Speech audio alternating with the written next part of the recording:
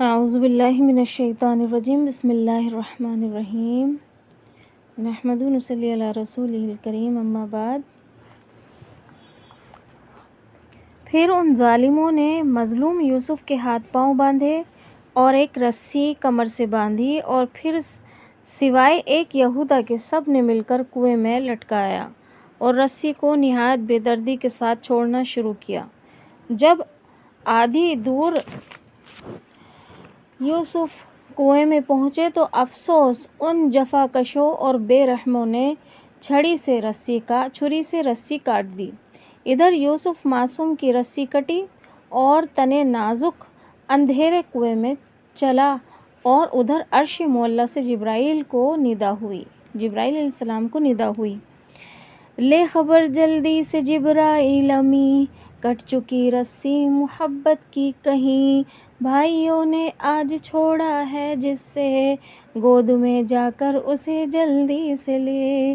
اب نہیں یوسف کے صدموں کی سہار، جوش میں ہے رحمت پروردگار، جس کو اپنے چھوڑ دیتے ہیں کہیں، لینے والے اس کے ہم ہیں بالیقین۔ یہ بات حقیقت ہے کہ جس کو چھوڑ دیتے ہیں نا سب اور اپنے، تو اللہ تعالیٰ اس کو پھر اپنی رحمت کی چادر میں سمیٹ لیتا ہے۔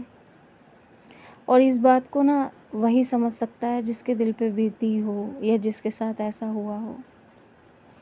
رونگٹے کھڑے ہو جاتے ہیں اگر ان باتوں کو ہم غور سے سنیں اور دل پہ لینا۔ کہیں کہیں ایسا لگتا ہے گائز جیسے یہ کہانی، یہ بات کہیں نہ کہیں ہمارے ساتھ بھی ایسا دور آیا ہے، ایسا دور گزر چکا ہے۔ جوش میں ہے رحمت پروردگار، جس کو اپنے چھوڑ دیتے ہیں کہیں، لینے والے اس کے ہم ہیں بالیقین۔ آج یوسف میرے گھر مہمان ہے، مہرباں آج اس پہ ایک رحمان ہے بے شک۔ تہ پہ وہ گرنے نہ پائے اے امی، صاف کر پہلے سے تو جا کر زمین۔ یعنی کہ وہ زمین پر گرنے بھی نہ پائیں جس پہ وہ مطلب گرے جا رہے ہیں۔ تو اللہ تعالیٰ نے کہا ہے جبرائیل علیہ السلام جلدی سے جاؤ اور اس کو جس پتھر پہ ان کو بٹھایا گیا اس کو صاف کرو، صاف کر پہلے سے تو جا کر زمین۔ وہ ڈراؤنا چاہ کنان، وہ کنواں، اس کنویں کا نام چاہ کنان تھا، گہری ہے جس میں ایک ننھی سی جان، گری ہے جس میں ایک ننھی سی جان، کٹ چکی ہے جس کی رسی بیچ سے، جا رہا ہے تہ میں گرنے کے لیے۔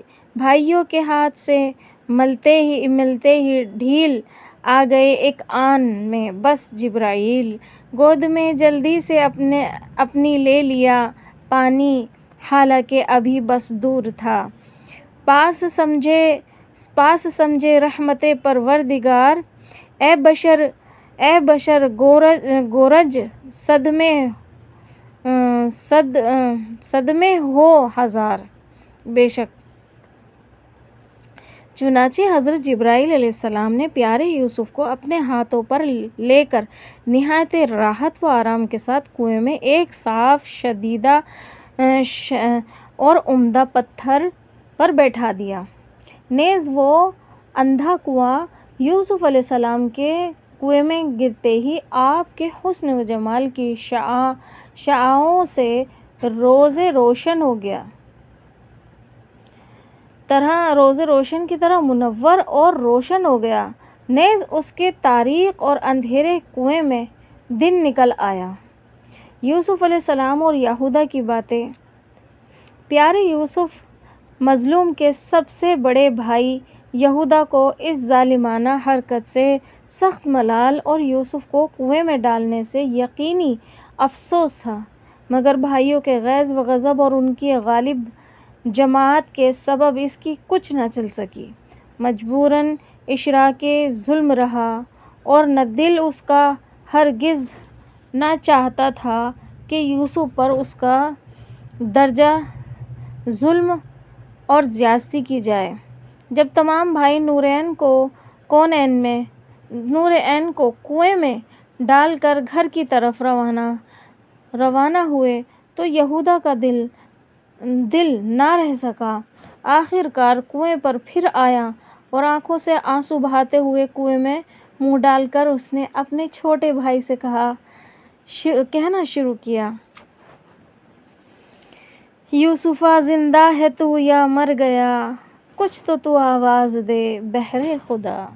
آہ یہ کیسا ستم ہم سے ہوا، باپ اور بھائی کو کیسے دکھ دیا۔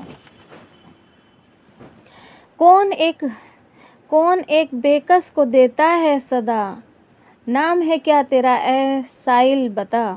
یوسف علیہ السلام کہہ رہے ہیں، کون ہے تو کنویں میں آواز دی، اور مجھ سے کیا غرض ہے آ کر پڑی۔ یہودا، میں یہودا ہوں برادر آپ کا، ہائے یوسف یہ کیا ہو گیا، کس قدر ظلم و تعدی یہ ہوا، کیا کہے گی ہم کو مخلوق خدا۔ یوسف علیہ السلام، جو مقدر میں لکھا تھا وہ ہوا، بھائی کی اور تمہاری کیا خطا، تھا یہی منظور رب العالمین، یوں کوئی انسان کر سکتا نہیں۔ یہودا، یوسفا کچھ تو حقیقت کر بیاں، کیا ہوا اور کیسی گزری میری جاں، چوٹ کس کس عضو میں تیرے لگی، تجھ پہ اے ننھے سے بھائی کیا بنی۔ یوسف، اے یہودا کیا کہوں میں اپنا حال، بھائیوں نے ظلم توڑا ہے کمال، ہوں اندھیرے چاہ میں نوح فغن، کاٹ دی اپنوں نے الفت کی رسن، ہو گیا ہوں باپ بھائی سے جدا، بھوکا پیاسا اس کنویں میں ہوں پڑا۔ یہودا، یوسفا میری خطا کو بخش دے، میری صدا کی طرف تو دیکھ لے، میں نے کی ہر چیز کو کوشش یوسفا، ہر چند کوشش یوسفا، تجھ کو کچھ ایذا نہ پہنچے اے فتیٰ، حیف لیکن کچھ نہ میری چل سکی، وہ بدوں کے دل میں آئی تھی بدی، میں نے روکا ان کو ہر طور سے، حیف ہے وہ سرکشی کے رہے۔ یوسف، اے یہودا اس کی مرضی یوں ہی تھی، میرے حق میں جو کہ ہونی تھی ہوئی، اے یہودا اے اخی اے درمند، ظالموں کی چل گئی مجھ پر کمند، ان کے ہاتھوں چاہ کنان میں گرا، مرضی مولا میں کیا چن و چرا، تھا میری تقدیر میں یہی کنواں، ہو نہیں سکتا ہوں میں شک و کناں۔ یہودا، یوسفا کوئی نصیحت ہو مجھے، یوسفا کوئی وصیت ہو مجھے، میں بجا لاؤں گا اس کو شوق سے، آخر کچھ تو ہدایت کیجیے، مجھ کو تو تلقین کیجیے اے نور عین، آہ میں محجوب ہوں اور شرمگی۔ یوسف، آخر میری وصیت ہے سنو، بھوکے پیاسے کو اگر تم دیکھ لو، ہاں ضرور اس کے خبر گیری رہے، رحم کرنا ہی تو بس ہے ایک شے، اور جب کوئی نظر آئے حسین، یاد کر لینا مجھے تو بالیقین، اور والد سے میرا کہنا سلام والسلام اے بھائی، اور ختم کلام۔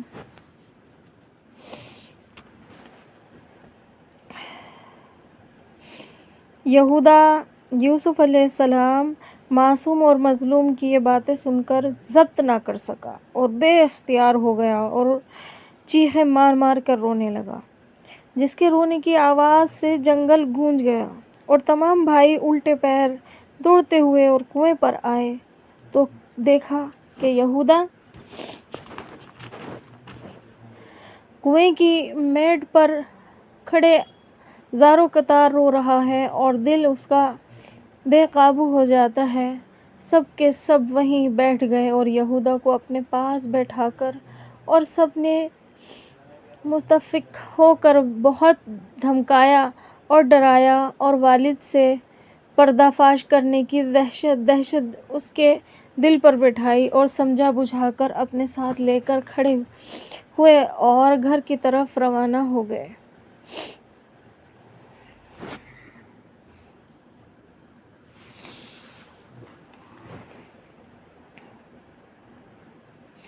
انشاءاللہ اگلی ویڈیو میں पार्ट नंबर 11 में डालूँगी।